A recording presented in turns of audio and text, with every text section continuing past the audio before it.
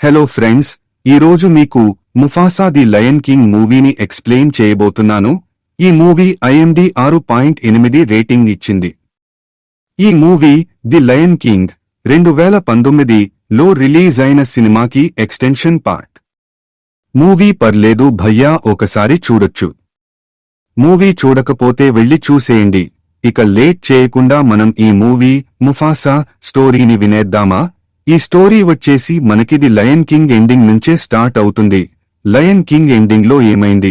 Scar ని చంపేశాక మన Simba రాజు అవుతాడు వాళ్ల రాజ్యానికి. ఆ తర్వాత సింబా నాలాకి ఒక మంచి కూతురు అయితే పుడుతుంది. ఆమె పేరు వచ్చేసి కైరా. కైరా చాలా ధైర్యవంతురాలు.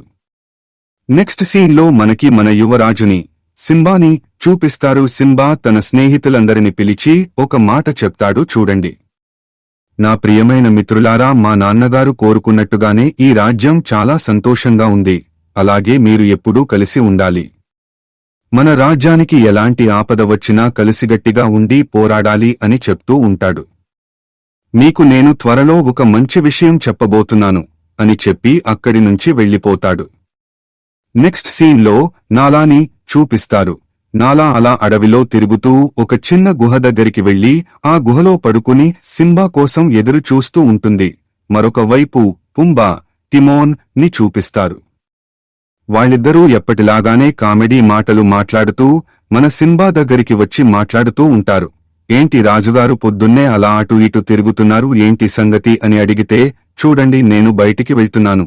నేను వచ్చేంత వరకు కైరాని బాగా చూసుకోండి, సరేనా? తనకి ఎలాంటి పిచ్చి కథలు చెప్పకుండా సైలెంట్ గా ఉండండి.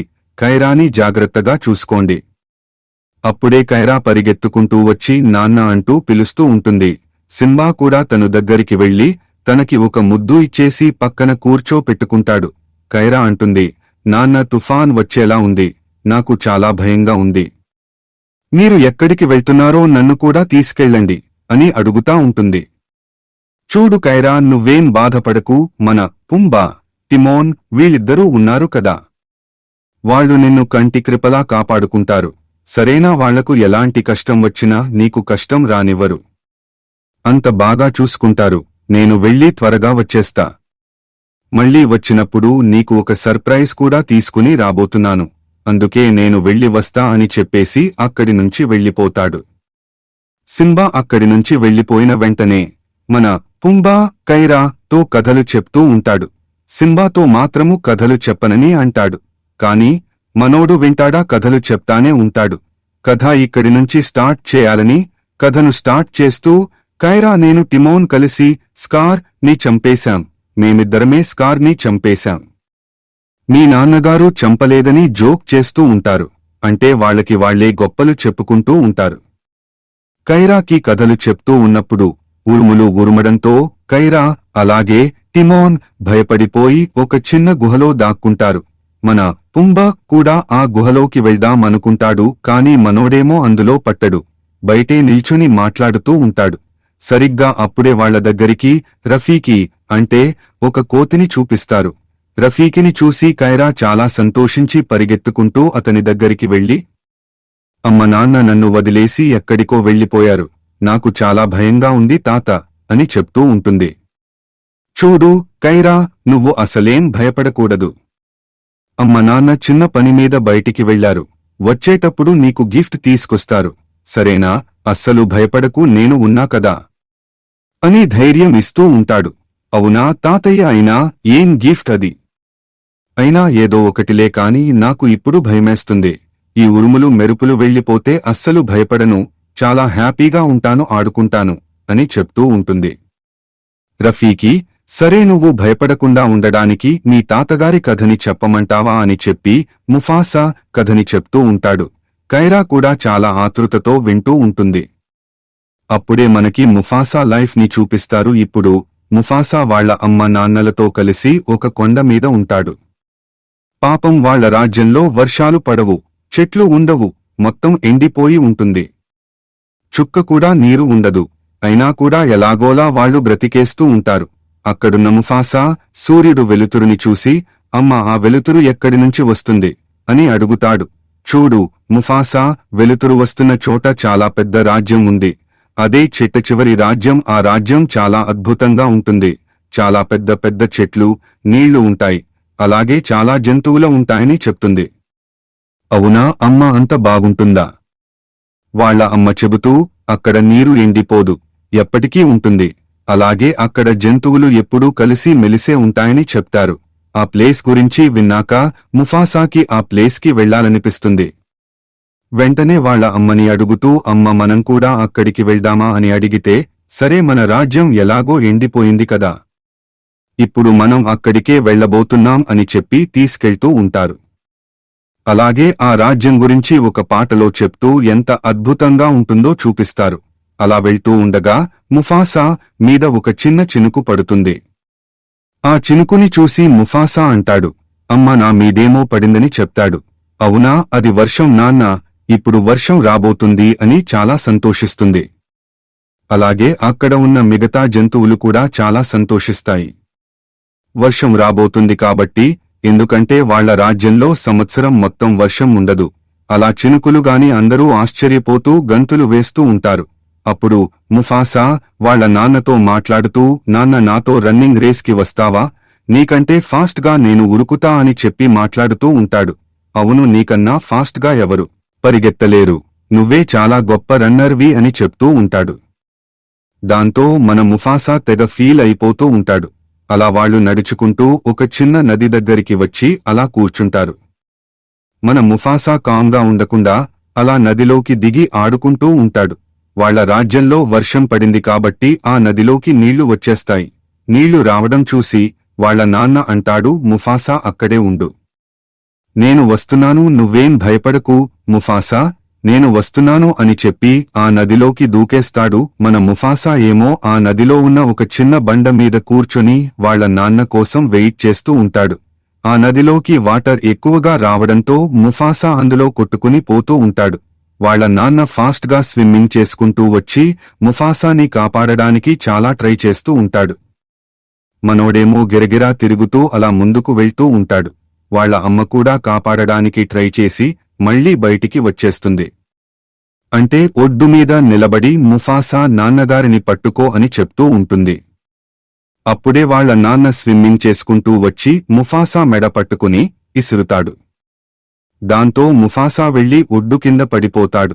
వాళ్ల అమ్మ వంక చూస్తూ అలా మెల్లగా అడుగులు వేస్తూ ఉంటాడు.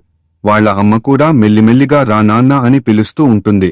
కాని వాళ్ల నాన్నేమో అతని ప్రాణాలు కాపాడుకోకుండా ముఫాసాని చూస్తూ, చూడు ముఫాసా, అమ్మా దగ్గరికి జాగ్రత్తగా వెళ్ళు అని చెప్తూ ఉంటాడు.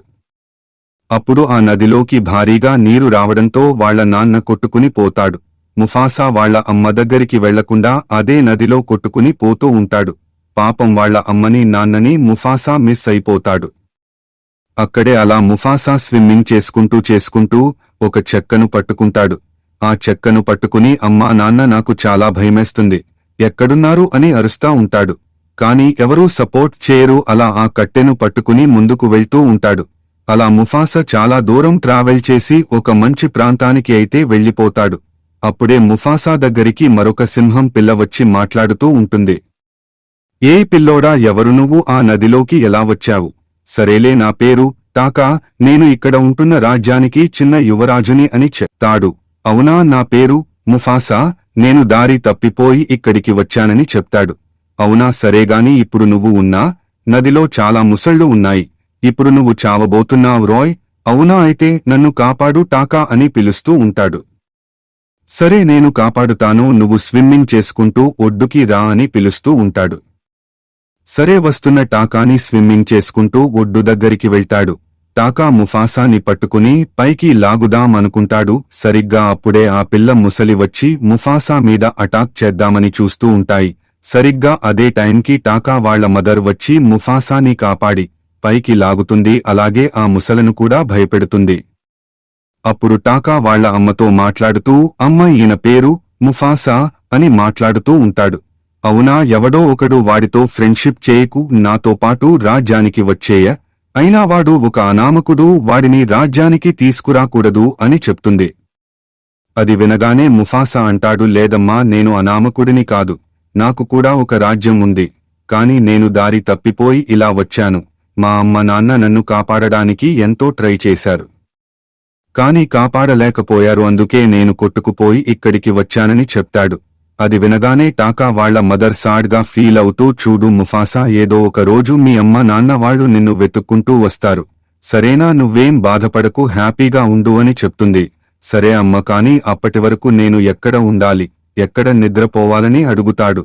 టాకా అంటాడు, చూడు ముఫాసా, నాతో పాటు వచ్చే, అమ్మ నాన్న ఏమి అనరులే, నేను చూసుకుంటాను, నాతో పాటు వచ్చే అని తీసుకెళ్లిపోతాడు. మనోడు ప్రశాంతంగా నిద్రపోతూ ఉంటాడు. అప్పుడే టాకా వాళ్ల నాన్న వస్తాడు. ఆయన పేరు ఒబాసి. ఒబాసి కూడా చాలా గొప్ప రాజు. అతనికి అనాథలు అంటే అస్సలు పడదు. ఇప్పుడు మన ముఫాసని చూసి అనాథుడు అనుకుని అతన్ని తిడుతూ ఉంటాడు. ఒరే అనాథుడా, అసలు మా రాజ్యానికి ఎందుకు వచ్చావురా, ఇక్కడి నుంచి వెళ్ళిపో అని భయపడుతూ ఉంటాడు. టాకా అంటాడు, నాన్న వీడు చనిపోతూ ఉంటే నేనే కాపాడాను అని గొప్పలు చెప్పుకుంటూ ఉంటాడు.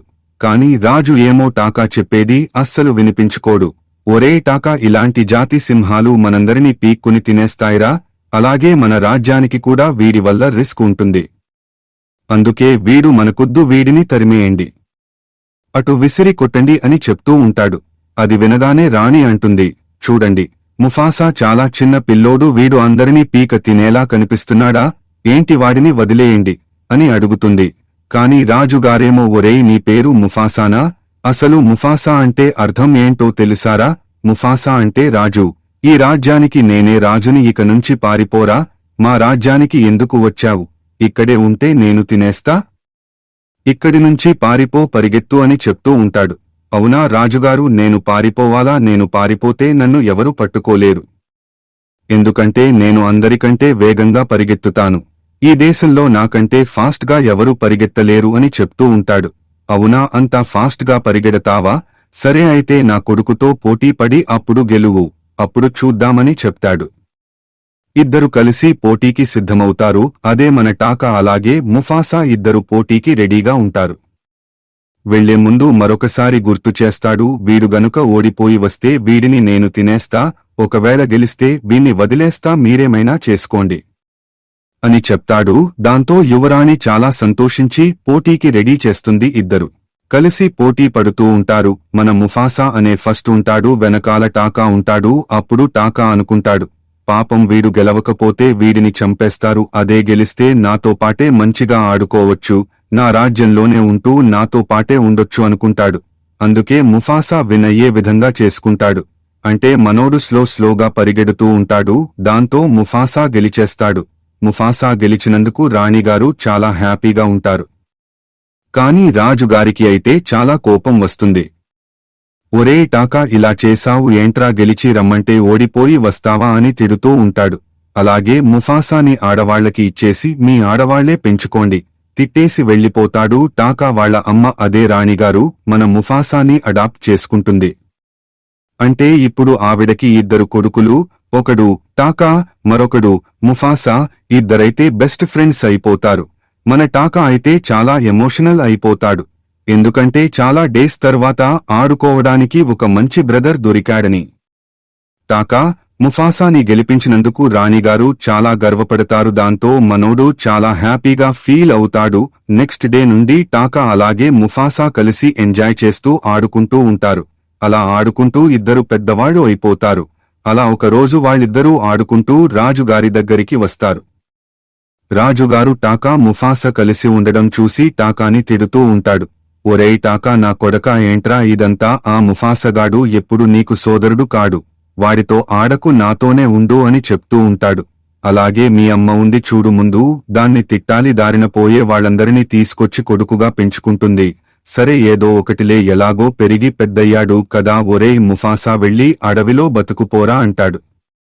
దాంతో మన ముఫాసా అక్కడి నుంచి తలదించుకుని వెళ్లిపోతాడు. ముఫాసా వెళ్లిపోయిన తర్వాత టాకాతో వాళ్ల నాన్న అంటాడు, ఒరేయ్ టాకా, నువ్వు వాడితో తిరగడం ఆపేయి, నువ్వు కాబోయే రాజువి, ఈ రాజ్యమంతా నీకే సొంతం, ఈ రాజ్యాన్ని నువ్వు పరిపాలించాలిరా, నా కొడుకుగా నువ్వే దీన్ని స్వీకరించాలి అని చెప్తాడు. అవునా, రాజు అవుతానా అని ఆలోచిస్తూ ఉంటాడు. మరొక వైపు ముఫాసాని చూపిస్తారు. ముఫాసా వాళ్ల అమ్మ దగ్గరికి వెళ్లి అలా కూర్చొని మాట్లాడుతూ ఉంటాడు. అప్పుడు వాళ్ళ అమ్మ ముఫాసాకి అన్ని నేర్పిస్తూ ఉంటుంది.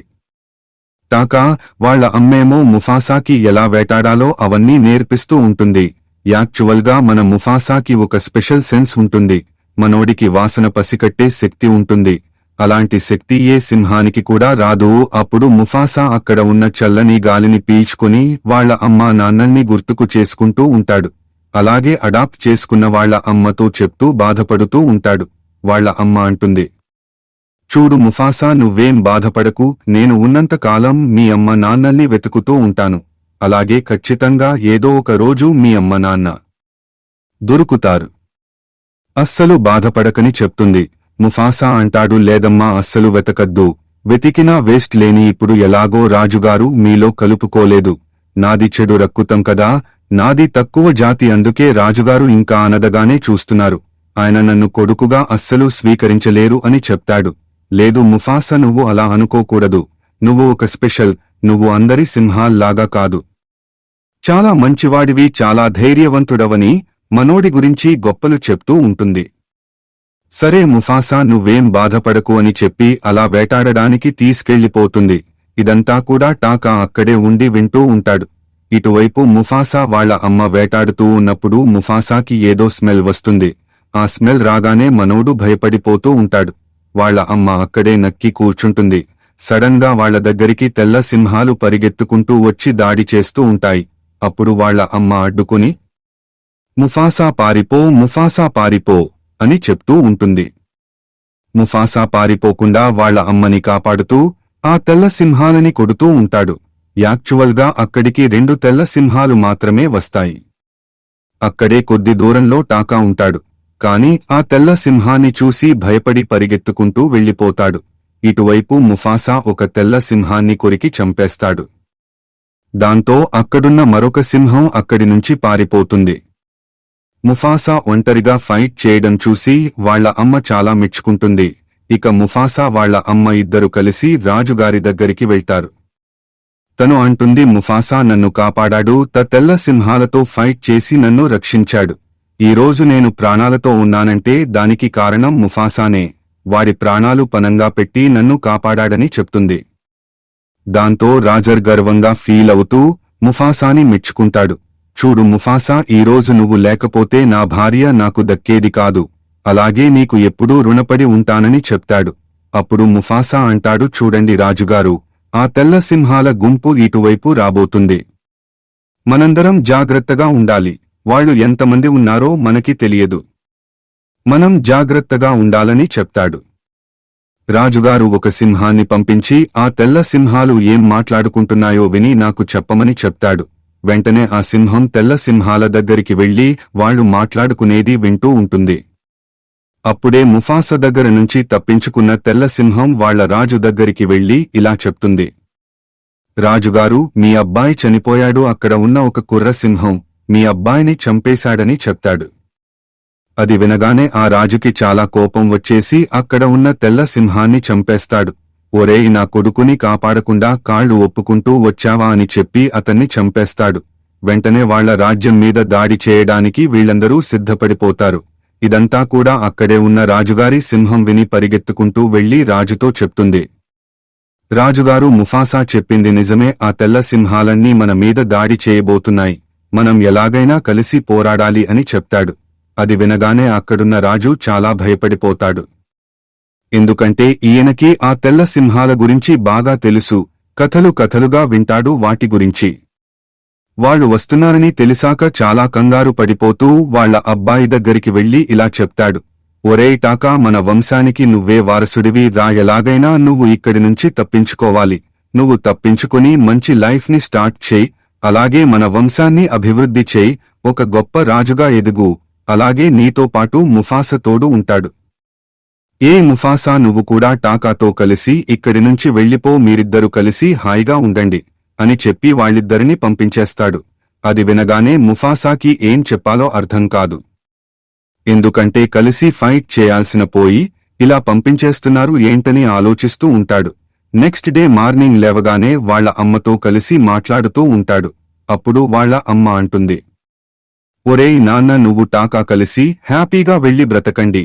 అక్కడ కనిపిస్తున్న వెలుతురు చూడు, అక్కడే ఒక కొత్త ప్రదేశం ఉంటుంది. మీ అమ్మ చెప్పింది అన్నావు కదా, నీతో అక్కడే చిట్టచివరి రాజ్యం ఉంటుంది. ఆ రాజ్యానికి వెళ్లి హ్యాపీగా బ్రతకండి. మీరు అక్కడికి వెళ్తే చాలా సురక్షితంగా ఉంటారు. ఎవరికీ భయపడాల్సిన అవసరమే లేదు. అలాగే టాకాని ఎప్పుడూ వదిలిపెట్టకు. మీరిద్దరు ఎప్పుడూ అన్న తమ్ముల్లా కలిసి మెలిసి ఉండాలి, సరేనా అని మంచి మాటలు చెప్తూ ఉంటుంది.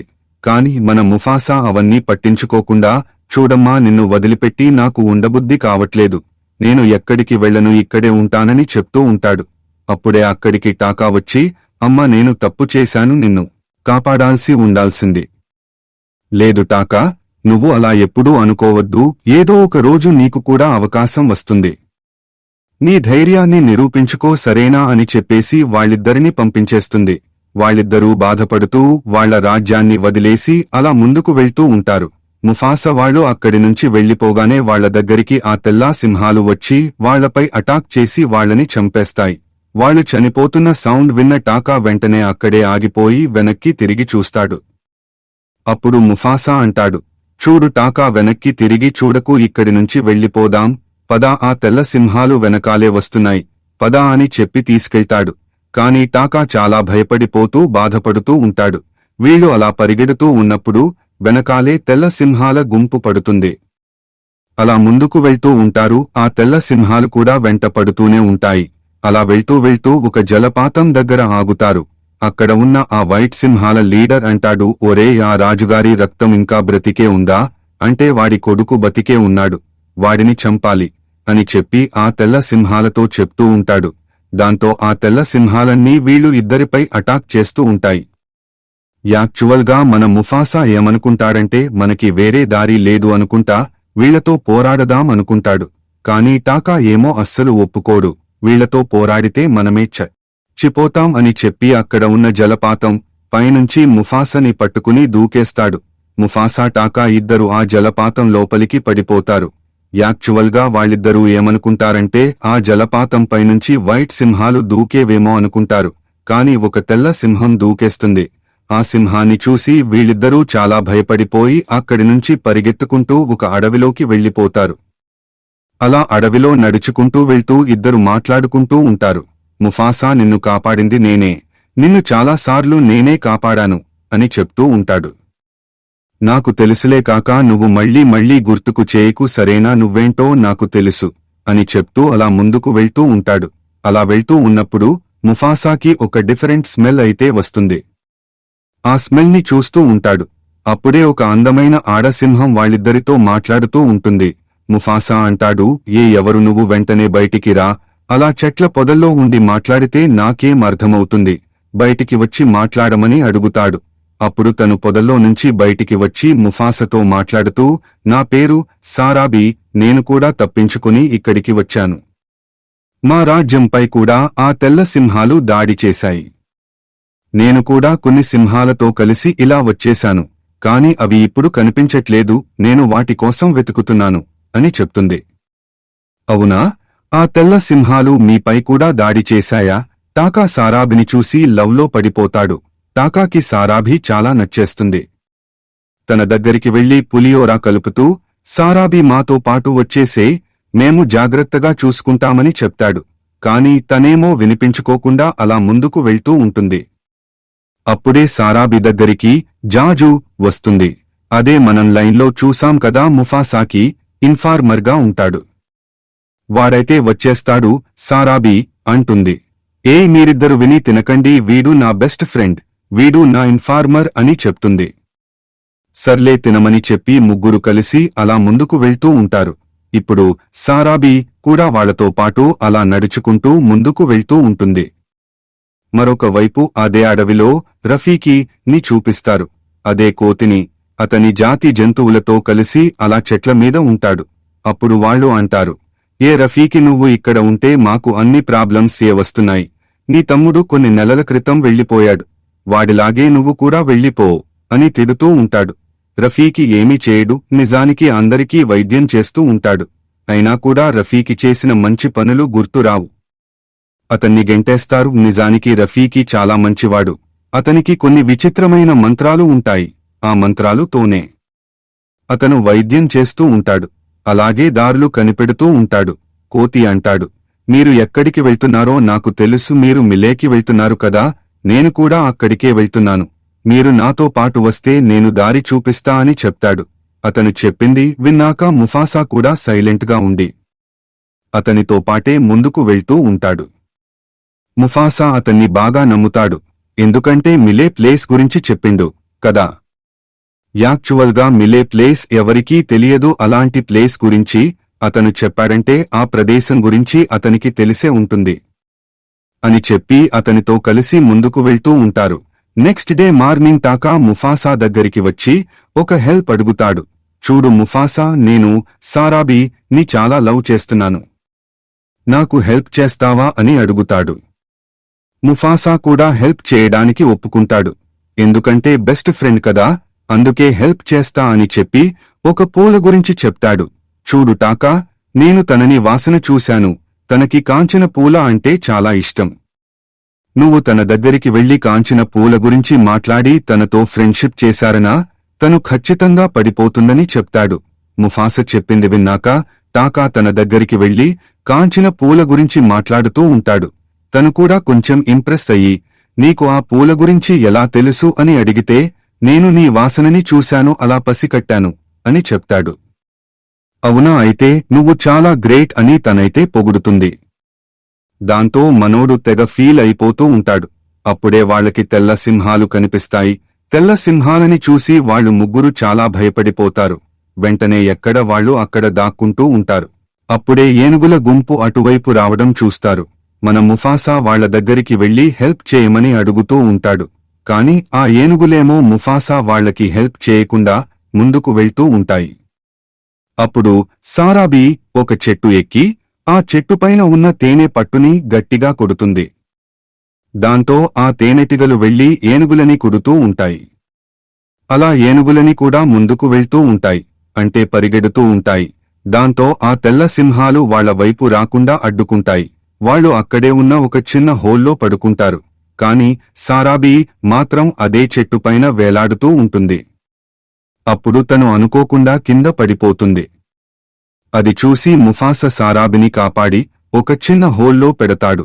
ఇటువైపు టాకా దగ్గరికి ఆ తెల్ల సింహాలు భయపెడుతూ ఉంటాయి. కాని మధ్యలో ఏనుగులు అడ్డు ఉండడం వల్ల ఆ తెల్ల సింహాలు టాకా దగ్గరికి రాలేకపోతాయి. అప్పుడే ఆ తెల్ల సింహాలు వస్తున్న బ్రిడ్జ్ కూడా కూలిపోతుంది. ఆ తెల్ల సింహాలు ఇటువైపు రాలేకపోతాయి. అక్కడికి వచ్చిన 2-3 తెల్ల సింహాలు ఆ ఏనుగుల దాడికి చచ్చిపోతాయి. ఇక మిగిలిన తెల్ల సింహాలు మీ అంతు చూస్తా అని చెప్పి అక్కడి నుంచి వెళ్లిపోతాయి. ఇటువైపు అన్కాన్షియస్లో ఉన్న సారాబి దగ్గరికి రఫీకి వచ్చి తనకి ట్రీట్మెంట్ ఇస్తూ ఉంటాడు. అంటే అతనికి కొన్ని శక్తులు ఉంటాయి అని చెప్పి ప్రేయర్ చేసి తనని బ్రతికిస్తాడు. అప్పుడు తను లేచి నన్ను కాపాడింది ఎవరు అని అడుగుతుంది. అప్పుడు మన ముఫాసా టాకా పేరు చెప్తూ సారాబీ నిన్ను కాపాడింది టాకా అని చెప్తాడు. దాంతో సారాబీ కొంచెం ఇంప్రెస్ అవుతుంది. ఇక వీళ్లు ఒక మంచి ప్రదేశానికి వెళ్లి అక్కడ పడుకుంటారు. అప్పుడు ముఫాసాకి కల వస్తుంది. అదే ఇంతకు ముందు కాపాడాడు కదా, సారాబిని అదే కలలోకి వస్తుంది. సో ఆ కల రాగానే వెంటనే ఉలిక్కి పడి నిద్రలేస్తాడు. ఆ తర్వాత అందరికీ కలిసి అలా ముందుకు వెళ్తూ ఉంటారు. అక్కడ బాగా మంచు పడుతూ ఉంటుంది. సో వాళ్లు నడుచుకుంటూ వెళ్తూ ఉంటారు. వాళ్ల కాళ్ల గుర్తులు అక్కడే ఉండిపోతాయి. వెంటనే జాజుని పిలిచి ఆ కాళ్ల గుర్తుల్ని చెరిపేయమంటాడు. ఎందుకంటే అక్కడ కాళ్ల గుర్తులు ఉంటే ఆ తెల్ల సింహాలు వెంటే వస్తాయి. సో వెంటనే వాటిని క్లోజ్ చేయమని చెప్తాడు. జాజు ముఫాస్ చెప్పినట్టుగానే వాటన్నిటినీ క్లోజ్ చేస్తూ ఉంటుంది. మరొక వైపు ఆ తెల్ల సింహాలు వీటి కోసం వెతుకుతానే ఉంటాయి. కాని ఎక్కడ కూడా కనిపించవు ఆ అడవి సింహాలు అంటాయి. రాజుగారు వాళ్లు వెళ్తున్నప్పుడు పాదముద్రలు పడతాయి కదా, వాటిని క్లోజ్ చేసి వెళ్తున్నారు. అందుకే మనకి ఫుట్ ప్రింట్స్ కనిపించట్లేవని చెప్తారు. సరే ఏదో ఒకటి చేసి చావండి, కాని వాళ్లు నాకు కావాలి అని గట్టిగా అరుస్తాడు. దాంతో ఆ అడవి సింహాలు వేటాడటం మొదలు పెడతాయి. ఇటువైపు ముఫాసా దగ్గరికి సారాబీ వచ్చి చాలా ప్రేమగా మాట్లాడుతూ ఉంటుంది. ఇదంతా కూడా టాకా దూరంగా ఉండి వింటూ ఉంటాడు. సారాబీ మాట్లాడుతూ, చూడు ముఫాసా, మనకి చాలా ఆకలి వేస్తుంది. తినడానికి ఏదో ఒకటి కావాలని అడుగుతుంది. అవును కదా, ఆ మంచులో ఏదో తిరుగుతుంది. నాకు వాసన తెలుస్తుంది. మనం వెళ్ళి దాన్ని తిందామా అని అడుగుతాడు. అవునా, నీకు వాసన తెలుస్తుందా? అయితే నన్ను కాపాడింది నువ్వే కదా, అలాగే ఆ కాంచన పూల గురించి టాకాతో చెప్పింది నువ్వే కదా, ఎందుకంటే నేను నిన్ను అర్థం చేసుకోకుంటున్నాను. నువ్వేంటో నాకు తెలిసిపోయింది. ఇప్పుడు జరిగిందంతా కూడా నువ్వే చేశావు కదా అని అడుగుతుంది. కాని మన ముఫాసా ఏమో అస్సలు ఒప్పుకోడు. లేదు, నేను చేయలేదు, అంతా టాకానే చేస్తున్నాడు. వాడికే వాసన పసిగట్ట శక్తి ఉంది అని చెప్తాడు. కాని సారాబి ఏమో అస్సలు నమ్మదు. సో మొత్తానికి మన సారాబి ముఫాసాకి ఐ లవ్ యూ అయితే చెప్పేస్తుంది. నేను నిన్ను బాగా ప్రేమిస్తున్నాను, నాకు తెలిసిపోయింది, నా మనసుకి తెలుస్తుంది, నన్ను ఆ ఎలిఫెంట్స్ నుంచి కాపాడింది నువ్వే, నా మనసుకు తెలుస్తుంది అని చెప్పి ప్రపోజ్ చేస్తుంది. కాని మన ముఫాసా ఏమో తనని ప్రేమని అంగీకరించడు. ఇదంతా కూడా టాకా అక్కడి నుంచి చూస్తూ ఉంటాడు. మన ముఫాసా మీద చాలా కోపం వచ్చేస్తుంది. నన్ను వెన్నుపోటు పొడుస్తాడా, నమ్మించి ద్రోహం చేస్తాడా అని అనుకుంటూ ఉంటాడు. అంటే టాకా మొత్తం అపార్థం చేసుకుంటాడు. ముఫాసా మీద కోపం పెంచుకుంటాడు. వాడే తనకి లైన్ ఇస్తున్నాడు, వాడే తనని ప్రేమిస్తున్నాడు అనుకుంటాడు. సో వెంటనే ఆ తెల్ల సింహాల దగ్గరికి వెళ్లి జరిగిందంతా చెప్తాడు. చూడండి, నిజానికి నేను రాజు కొడుకునే కాని మీ కొడుకుని చంపింది నేను కాదు. ఆ ముఫాసా, మీరు వాడిని ఏమైనా చేసుకోండి, కాని నన్ను మాత్రం వదిలేయండి. నన్ను కూడా మీ గ్రూప్లో చేర్చుకోండి అని అడుగుతాడు. వాళ్ల రాజు టాకా చెప్పింది నమ్మి టాకాని వాళ్ల గ్రూప్లో జాయిన్ చేసుకుంటాడు. అలాగే వాళ్లు టాకాని ఏం చేయరు. అలాగే వాళ్లు టాకా దగ్గర ఇన్ఫర్మేషన్ మొత్తం తీసుకుంటారు. అప్పుడు టాకా అంటాడు, చూడండి, వాళ్లు ఎక్కడికి వెళ్తున్నారో నాకు తెలుసు, నేను గుర్తులు పెట్టుకుంటూ వెళ్తాను. వాటి వెనకాల మీరు వచ్చేయండి. అక్కడికి వెళ్ళాక ముఫాసాని చంపి నన్ను వదిలేయండి అని చెప్పి అక్కడి నుంచి వెళ్ళిపోతాడు. టాకా చెప్పినట్టుగానే గుర్తులు పెట్టుకుంటూ అక్కడి నుంచి వెళ్తూ ఉంటాడు. ఇక వీళ్లు వెళ్తూ వెళ్తూ మిలేలోకి చేరుకుంటారు. అక్కడికి వెళ్లి చూస్తే మొత్తం అంతా కూడా చాలా పచ్చగా ఉంటుంది. అక్కడున్న వెదర్ ని చూసి వాళ్లందరూ చాలా హ్యాపీగా ఫీల్ అవుతూ ఉంటారు. ముఫాసా అలా ఆనందంగా ఉండడం చూసి టాకా భరించలేకపోతాడు. వెంటనే ముఫాసా దగ్గరికి వచ్చి, ఆ హ్యాపీగా ఉన్నావు కదా, వెన్నుపోటు పొడిచావు కదా, ఇప్పుడు నీకు సంతోషంగా ఉందా అంటూ సీరియస్గా చెప్తూ ఉంటాడు. అప్పుడు వాళ్లకి ఒక బ్యూటిఫుల్ చెట్టు కనిపిస్తుంది. ఆ చెట్టు దగ్గరికి వెళ్లి రఫీకి ముఫాసాతో మాట్లాడుతూ ఇలా అంటాడు, చూడు ముఫాసా, నాకు చాలాసార్లు కల్లో ఈ చెట్టు కనిపించింది. ఈ చెట్టు దగ్గర నా కోసం ఒక మిత్రుడు వెయిట్ చేస్తూ ఉన్నట్టు నాకు అనిపించింది. ఆ మిత్రుడు ఎవరో కాదు, నువ్వే. నా కల్లో వచ్చింది నా తమ్ముడు కాదు, నువ్వే అని చెప్తాడు. అవునా అని చెప్పి ముఫాసా ఆశ్చర్యపోతాడు. అప్పుడే వాళ్ల దగ్గరికి అడవిలో ఉన్న జంతువులన్నీ వచ్చి మాట్లాడుతూ ఉంటాయి. ఏయ్ ముఫాసా, అంటే నువ్వేనా? నీకోసం తెల్ల సింహాలు వెతుకుతున్నాయి. ప్లీజ్ ఇక్కడి నుంచి వెళ్ళిపో.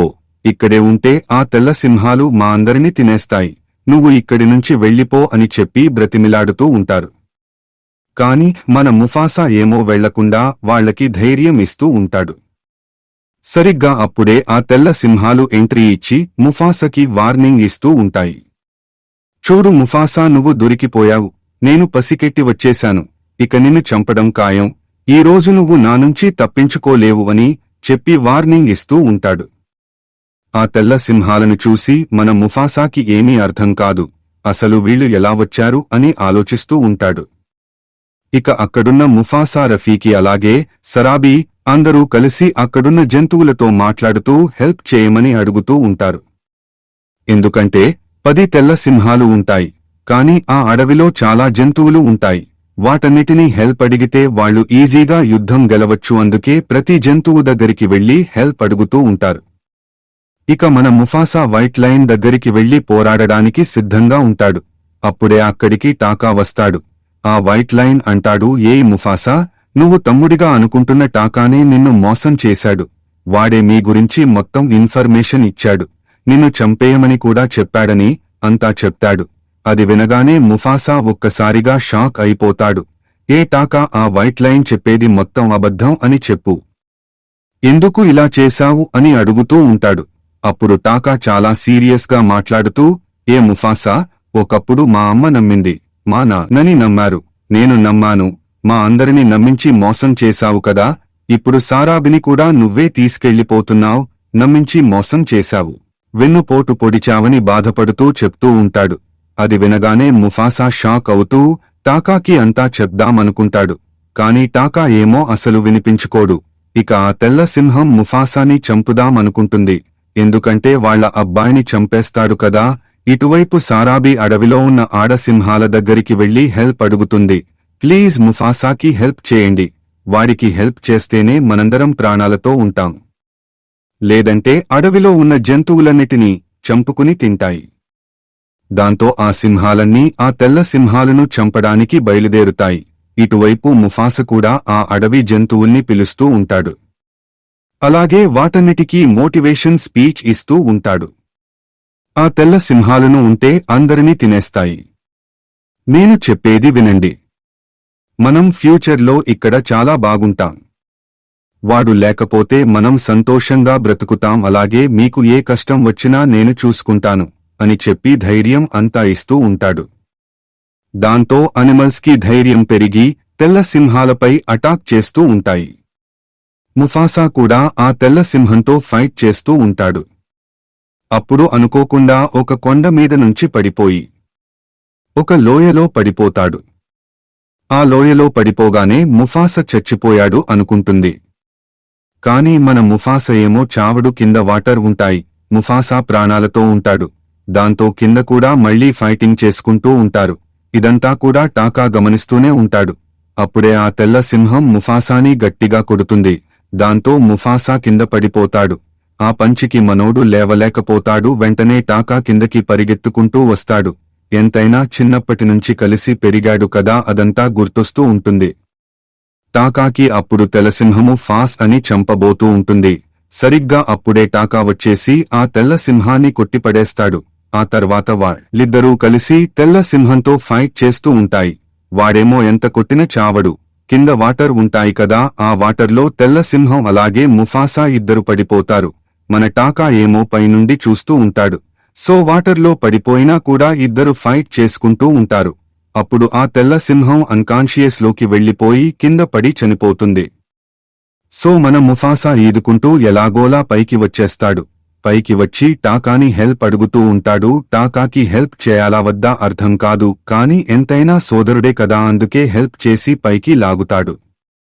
టాకా కాపాడిన తర్వాత సరాబిని చూసేసి అక్కడి నుంచి వెళ్లిపోతాడు. సరాబి నేరుగా ముఫాసా దగ్గరికి వెళ్లి పైకి తీసుకొచ్చేస్తుంది. పైకి రాగానే అక్కడున్న అనిమల్స్ అన్నీ ముఫాసని రాజుని చేస్తాయి. ఇప్పుడు ఆ ప్రాంతానికి ముఫాసా రాజు అన్నట్టు అక్కడున్న అనిమల్స్ అన్నీ ముఫాసని రాజు రాజు అంటూ అరుస్తానే ఉంటాయి. రాజుగా ఉండాలని చెప్పి మన ముఫాసాని ఆ మిలేకి రాజుని చేస్తారు. అక్కడున్న వాళ్లందరూ కూడా ముఫాసాని రాజుగా స్వీకరిస్తారు. కాని మన ముఫాసా ఏమో నేను రాజుగా ఉండనని చెప్తాడు. నాకు రాజయ్య అర్హత లేదు అని అంటూ ఉంటాడు. ఇదంతా విన్న రఫీకి ముఫాసా దగ్గరికి వచ్చి ఒక రాజుకి ఉండాల్సిన లక్షణాలన్నీ నీలో ఉన్నాయి, నువ్వే మా రాజు అని చెప్తాడు. అక్కడే ముఫాసాకి తన కన్న తల్లి కనిపిస్తుంది. తన దగ్గరికి వెళ్లి చాలా ఏడుస్తూ చాలా బాధపడుతూ ఉంటాడు. వాళ్ల అమ్మకి అర్థం కాదు. ముఫాసాని చూసిన తర్వాత కూడా వాళ్ల అమ్మ నమ్మలేకపోతుంది. ఎందుకంటే చిన్నప్పుడు తప్పిపోతాడు, దొరకడం కూడా కష్టమే అనుకుంటుంది. బట్ ఇప్పుడు దొరికేసరికి తను కూడా చాలా ఎమోషనల్ అయిపోతుంది. అప్పుడే ముఫాసా దగ్గరికి జాజు వచ్చి టాకా గురించి చెప్తాడు. చూడండి మహారాజా, టాకా మీకు నమ్మక ద్రోహం చేశాడు. వాడిని మన ప్రాంతం నుంచి వెలివేద్దాం, తరిమేద్దాం అని చెప్తూ ఉంటాడు. కాని ముఫాసా ఏమో అస్సలు ఒప్పుకోడు. నేను రాజుగా ఉన్నంతకాలం వాడు ఇక్కడే ఉంటాడు, వాడు నాతో పాటే ఉంటాడని అందరితో చెప్తాడు. ఇదంతా వింటున్న టాకా అక్కడికి వచ్చి వాళ్ల అన్నకి సారీ చెప్పుకుంటాడు. సారీ ముఫాసా, నేను చేసింది తప్పు, నన్ను క్షమించమని బ్రతిమిలాడుకుంటూ ఉంటాడు. ముఫాసా టాకాని క్షమించేసి, చూడు టాకా, నిన్ను ఇంకొకసారి నేను టాకా అని పేరు పెట్టి పిలవను అని చెప్తాడు. అప్పుడు టాకా తనకి తానే ఒక పేరు పెట్టుకుంటాడు. చూడు ముఫాసా, ఈ రోజు నుంచి నువ్వు నన్ను స్కార్ అని పిలువు అని చెప్తాడు. అప్పటినుంచి ముఫాసా స్కార్ అని పిలుస్తూ ఉంటాడు. దాంతో స్కార్ కూడా ముఫాసాని ముఫాసా అని పిలవకుండా మహారాజా అని పిలిచి అక్కడి నుంచి వెళ్లిపోతాడు. ఇక్కడితో ముఫాసా కథ అయిపోతుంది. ఇదంతా విన్న కైరాకి చాలా ధైర్యం వచ్చేస్తుంది. వెంటనే వాళ్ల తాత లాగా అక్కడికి వెళ్లి గట్టిగా అరుస్తుంది. అప్పుడే కైరాకి పైన మేఘాల్లో వాళ్ల తాత కనిపిస్తాడు. అదే ది లయన్ కింగ్ లో సింబా కి కనిపిస్తాడు. అప్పుడే తన దగ్గరికి సింబా పరిగెత్తుకుంటూ వచ్చి ఒక సర్ప్రైజ్ చూపిస్తాడు. చూడు, నీకు సర్ప్రైజ్ చూపిస్తా అని చెప్పాను కదా, ఇదిగో మీ తమ్ముడు అని చెప్పి సింబా కొడుకుని చూపిస్తాడు. వాళ్ల తమ్ముడిని చూసుకుని కైరా చాలా ఆనందపడుతుంది. ఫ్రెండ్స్, మూవీ ఎలా అనిపించిందో కామెంట్ చేయండి. అలాగే వీడియోని లైక్ చేసి సబ్స్క్రైబ్ చేసుకోండి. Thanks for watching.